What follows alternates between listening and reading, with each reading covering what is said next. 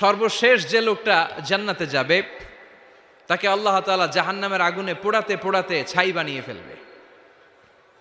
আল্লাহ বলবেন, জিব্রাইল যাও একটু দেখো একটা মাত্র সেজদা দিয়েছে আমাকে, এরকম কাউরে পাওয়া যায় কিনা। বাটি চালান দিয়ে দেখো পাওয়া যায় কিনা।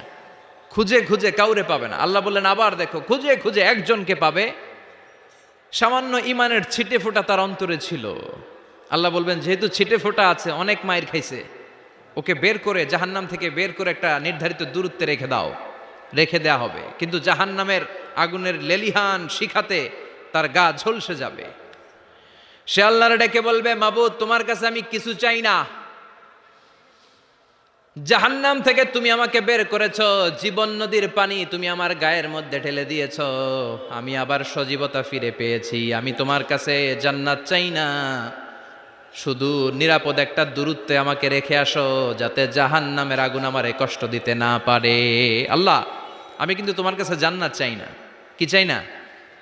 জান্নাত চাই না, কিন্তু জাহান্নামের আগুন আমারে কষ্ট দিচ্ছে, এতটা দূরত্বে রাখো যাতে জাহান্নামের আগুন আমার গায়ে না লাগে। আল্লাহ বললেন ওকে রাখবো, কিন্তু আমার সাথে একটা কন্ট্রাক্টে যেতে হবে, যে এটা তোমাকে দিলে তুমি আর নতুন করে কিছু চাবা না। সে বলবে আমি রাজি, কন্ট্রাক্ট হয়ে যাবে। আল্লাহ জিব্রাইলরে বলবেন যাও এমন দূরত্বে রাখো যাতে জাহান্নামের আগুন ওরে কষ্ট না দেয়। রেখে আসা হবে। অনেক দিন সে ওখানে আনন্দে থাকবে, আল্লাহ শুকরিয়া করবে। সে মনে মনে বলবে বেঁচে গিয়েছি, আমি বেঁচে গিয়েছি, জীবনে আর কিছু চাই না, জাহান্নাম থেকে আমি বেঁচে গিয়েছি। অনেকদিন থাকার পরে মনে মনে ভাববে বাইসা তো গেছি, কিন্তু নতুন করে একটু ট্রাই করে দেখি। আল্লাহরে ডেকে বলবে আল্লাহ ইনদি সুআল, আমার একটা ফরিয়াদ আছে। কি ফরিয়াদ? আল্লাহ আগেই বলে রাখি আমি কিন্তু জান্নাতে যেতে চাই না। আল্লাহ বলবেন কি চাও? সে বলবে আল্লাহ তোমার জান্নাতটা তুমি কত সুন্দর করে বানিয়েছো, আমি একটা নজর শুধু দেখতে চাই। জান্নাতের দরজার সামনে নিয়ে যদি আমারে বসিয়ে রাখো, দ্যাটস ইনাফ, আর কিছু চাই না, শুধু জান্নাতের দরজার সামনে। আল্লাহ বললেন তুই না ওয়াদা করেছিস, তুই না চুক্তি করেছিস। সে বলবে আল্লাহ আমারে হতভাগা বানাইয়া তোমার কি লাভ? সুবহানাল্লাহ পড়েন। আমারে তুমি হতভাগা বানিও না। আল্লাহ বলে ঠিক আছে, আবার সিগনেচার কর যে জান্নাতের দরজার সামনে বসিয়ে দিলে আর কিছু চাবি না। সে সিগনেচার করে বলে আমি চাবো না। আল্লাহ বললেন জিব্রাইল বেচারারে ধরে জান্নাতের গেটের সামনে বসায় দে। এবার জান্নাতের গেটের সামনে বসে বসে জান্নাতের সৌন্দর্য দেখা শুরু করবে। সুবহানাল্লাহ। এমন সৌন্দর্য যেটা চোখ দিয়ে কেউ দেখে নাই, কান দিয়ে শোনে নাই। ওই সৌন্দর্য চোখে দেখে, কান দিয়ে আওয়াজ শোনে, মাগার ভোগ করতে পারে না।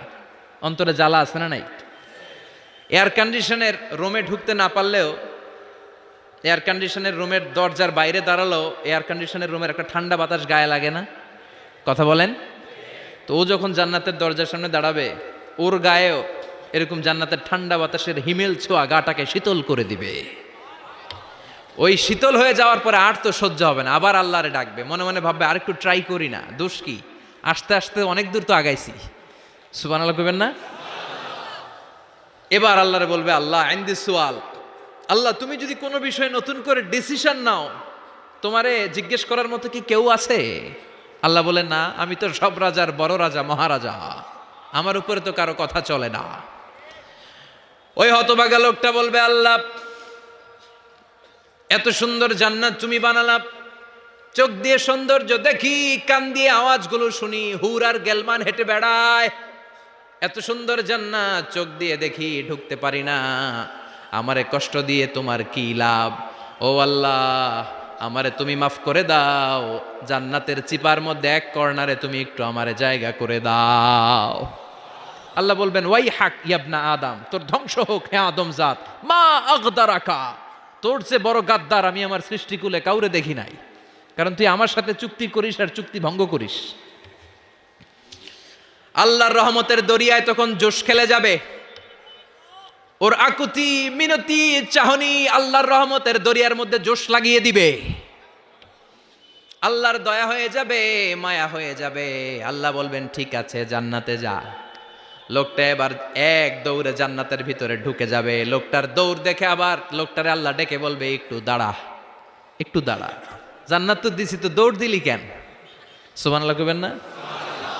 লোকটি বলবে আল্লাহ প্ল্যান তো আমি কম করি নাই, এত চেষ্টার ফলে আমি আসতে পারছি, আবার যদি তুমি বাইর করে দাও এই জন্য এক দৌড়ে এমন চিপার মধ্যে লুকামো যাতে তুমি আমার না দেখো। আবার আল্লাহর রহমতের দরিয়ায় জোশ খেলে যাবে, আল্লাহ কাছে ডাকবে, কাছে আয়, ও গোলাম তোর কি মনে চায় আমারে বল, আজকে তুই চাইতে থাক, আমি দিতে দিতে তোর মনের সব আশা পূরণ করে দেব। লোকটা খুশি হয়ে বলবে, আল্লাহ আমারে এটা দাও, বাড়ি দাও, গাড়ি দাও, নারী দাও, এটা দাও, ওটা দাও, একের পর এক চাইতে থাকবে, আল্লাহ সব তারে দিতে থাকবে। চাইতে চাইতে লোকটার সব চাওয়া যখন শেষ, সে বলবে, আল্লাহ আর আমার চাওয়ার কিছু নাই। আল্লাহ বলেন, নো, এত তাড়াতাড়ি যে তুমি খেলা শেষ করতে পারবা না মনু, আমার সাথে তোমার এই খেলা আরো লম্বা সময় চলতে হবে, তোমার অনেক কিছু চাইতে হবে। তুই আজকে চাইতে চাইতে তোর সব চাও আমার কাছে বলবি, আর আমি দিতে দিতে তোর জীবন ধন্য করে দেব। সে আবার চাইতে শুরু করবে, আল্লাহ এটা দাও, ওটা দাও, ওটা দাও, আল্লাহ দিতে দিতে সব দিবে। এরপরে বলবে, আল্লাহ মাফও চাই, দোয়াও চাই, আর চাওয়ার কিছু নাই। আল্লাহ বলবেন, তাই ঠিক আছে, তোরে আমি জান্নাতে ঢুকাই দিলাম, তবে মনে রাখিস তোর জান্নাতটা হবে সবচেয়ে ছোট জান্নাত, আর তোর জান্নাতটা হবে এই পৃথিবীর 10 গুণ। চিল্লায় এখন সুবহানাল্লাহ। বুখারীর বর্ণনা, আখিরু মান দাখালাল জান্নাহ, যে লোকটা সর্বশেষ অনেক মাইর খাইয়া রিমান্ডে থাকার পরে জান্নাতে ঢুকবে, তার জান্নাতটা যদি পৃথিবীর 10 গুণ হয়, তাহলে আমাদের সবাইরে ফেরদাউসে ঢুকাতে আল্লাহর কোনো সমস্যা আছে? চিল্লায় বলেন, সমস্যা আছে? এজন্য আমরা আল্লাহর কাছে কোন জান্নাত চাই? কথা বলেন। রব্বুল আলামিন বলেন, ওয়াসিকাল্লাযীনা ইত্তাকাও রাব্বাহুম ইলাল জান্নাতি যুমারা হাত্তা ইযা জাউহা ওয়া ফুতিহাত আবওয়াবুহা ওয়া ক্বালা লাহুম খাজানাতুহা সালামুন আলাইকুম তিবতুম ফাদখুলুহা খালিদিন। সুবহানাল্লাহ পড়েন।